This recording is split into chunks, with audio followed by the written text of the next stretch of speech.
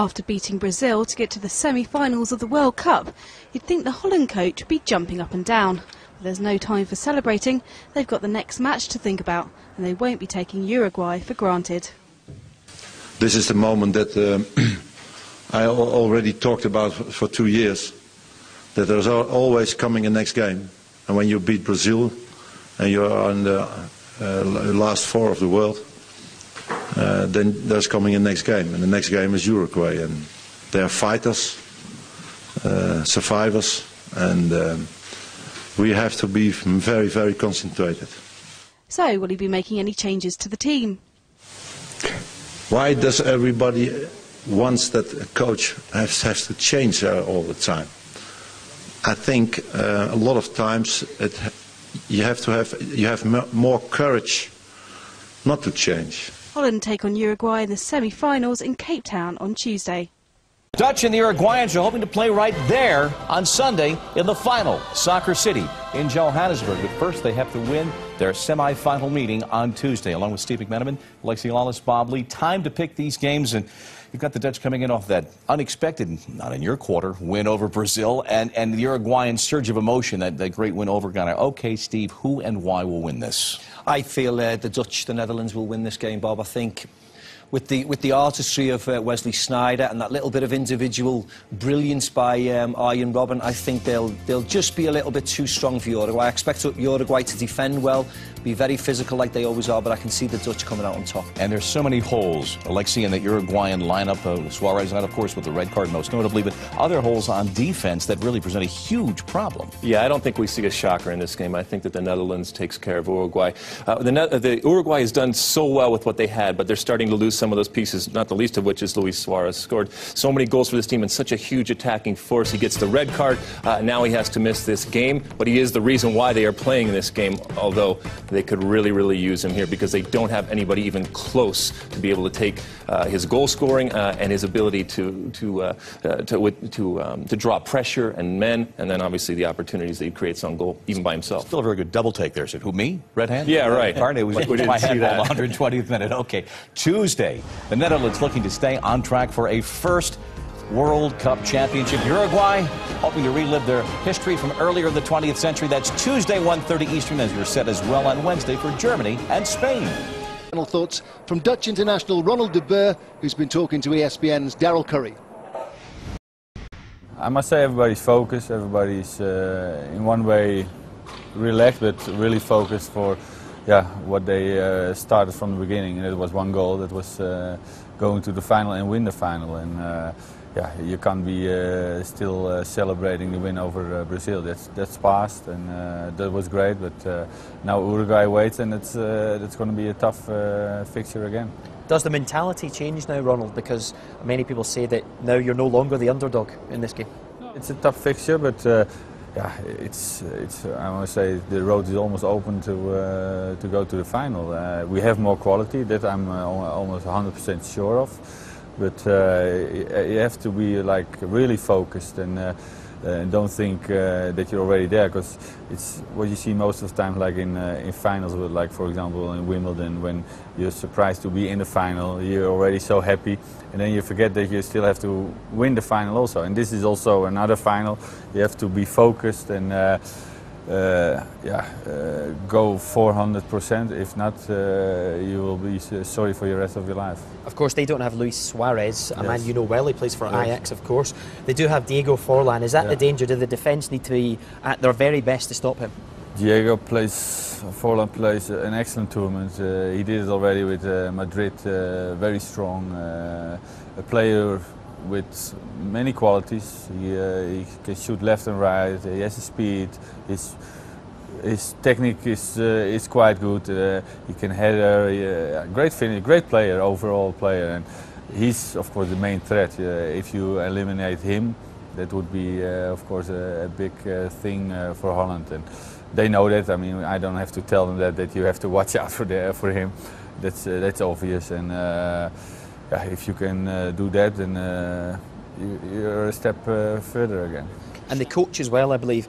He's not the biggest name in the world, but he seems to have a way to get the best out of these players. I mean, is he that kind of a manager? He's a man manager. No, but he's more than that. He's tactical, very smart, and he doesn't let him make him like crazy about like in the first half against Brazil. Everybody thought, oh, he has to change it. He didn't do that. He just stayed calm. He probably he said like, listen, we have to show ourselves more, have our self-belief, and that's what they did. And of course, he has, I think, two great left and a right hand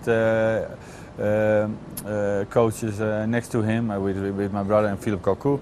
I mean, together over 200 caps, so they have a lot of experience. And there were also players, as you know, Daryl, that they played always with the brain, the tactical very good. So that combination, those three, I think is great, and the players respect the coach, but also the two assistant coaches.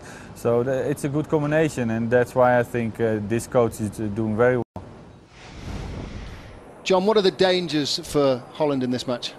Well, the dangers is the fact that they're playing Uruguay, because after beating Brazil, as much as they are talking about being focused on the next game and take it as it comes, they will be so excited inside, and knowing that Brazil are out, they will already feel they've got one foot in the final, because obviously Uruguay, as opposed to Germany and Spain and Brazil and Argentina, is a game that they should win, and if they take it lightly, you know, they could come a cropper. Shaka, is it significant that the Dutch camp have been talking about let's not have any complacency? Talking about complacency suggests that they may be feeling there is going to be a bit of complacency. Well, I think the Dutch should be excused, or maybe not excused, but I think many can expect the Dutch to be a little bit complacent for exactly the same reasons that John just said. You come up against Uruguay right after beating Brazil. Uruguay very much, and I hope I don't offend any Uruguayans, but very much Brazilians' lesser counterpart, shall we say. Similar style of football, but without as talented a team. But this is a Uruguay team that are in the semi-final for a reason. Let's not talk about the luck of the draw, etc., etc. They got here, they've earned it, and I think they actually relish the tag of being underdogs. They relish the tag of being relative unknowns. Is De Jong and Van der Veel, are they significant misses? They could be significant misses, particularly De Jong, because De Jong has formed a great partnership with Van Bommel in midfield, and I think that against teams like Brazil and the better teams, he was necessary. Probably not as much that from Uruguay. In the game against Uruguay, they may not miss De Jong that much, but more significantly for me, Suarez missing from the Uruguay team. I think that's the thing. They don't miss De Jong because Suarez isn't involved. I think if Suarez is playing and you've got the double threat of Suarez and Forlan, you want that double protection of Van Bommel and De Jong. Shaka, what do you make of Van Persie in the tournament so far? Well, it's been stop and start, as I guess we can expect from Van Persie, and we've seen from time to time, but a wonderfully talented footballer with a lot of talent sitting just behind him. He's one of those players that you can't take your eye off of, you can't take for granted, because he will punish you. What do you think, John? Obviously he's got so much talent, we've not seen the best of it yet, but I guess that's always, for Holland, they'll think he can suddenly really explode onto the scene. And he haven't had to. He's been part of a team that has beaten Brazil, and he's part of a team that qualified for the semi-final. So while he may not be at his sparkling best, he hasn't had to be, because it has really been a fantastic team performance. Wesley Sneijder has been fantastic. Dirk Kuyt, for me, has been sensational. Against Brazil, he was the best player. No matter what you say about him, he works hard for the team. So although you're saying, yes, Van Persie, when is he going to come to the party? He has performed well enough to get Holland to the semi-final. What more do you want? Let's hear about Uruguay's preparations now. ESPN's John Sutcliffe has the latest news. Con nosotros Sebastián Abreu. Descríbeme lo que se disfrutó el penal más allá de picarla.